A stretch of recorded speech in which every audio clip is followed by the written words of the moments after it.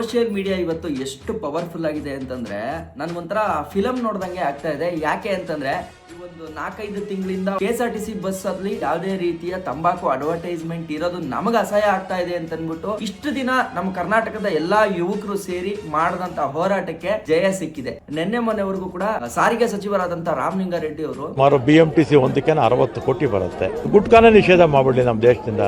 ಗುಟ್ಕಾನ ನಿಷೇಧ ಮಾಡಿದ್ರೆ ಆಯ್ತಲ್ಲ.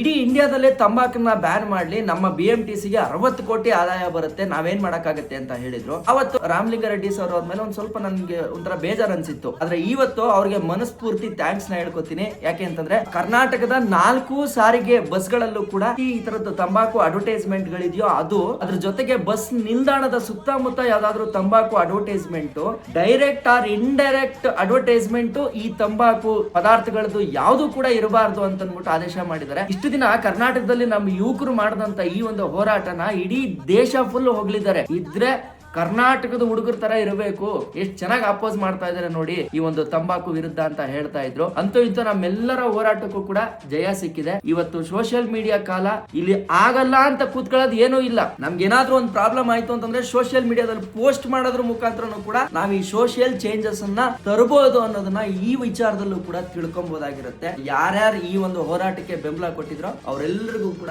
Thank you. ಈ ಹೋರಾಟದಲ್ಲೇ ಒಂದು ಲೈನ್ ಬಂದಿದೆ, ಬದಲಾಗೋಣ ಬದಲಾಯಿಸೋಣ ಅಂತ. ಈ ಒಂದು ಸಾಲುಗಳು ತುಂಬಾ ಚೆನ್ನಾಗಿದೆ. ಈ ಮಾಹಿತಿನ ಯಾರ್ಯಾರು ನಮ್ಮ ಹುಡುಗರು ಇದ್ರ ವಿರುದ್ಧ ಹೋರಾಟ ಮಾಡಿದ್ರು ಆ ವೀರ ಹುಡುಗರುಗಳಿಗೆ ಇದನ್ನ ಶೇರ್ ಮಾಡಿ. ಇಷ್ಟ ಹೇಳ್ತಾ ಎಲ್ರಿಗೂ ಕೂಡ ಒಳ್ಳೇದಾಗ್ಲಿ. ನಾನು ನಿಮ್ಮ ಕಿತ್ತೂರು ಕಿರಣ್. ಜೈ ಹಿಂದ್, ಜೈ ಕರ್ನಾಟಕ ಮಾತೆ.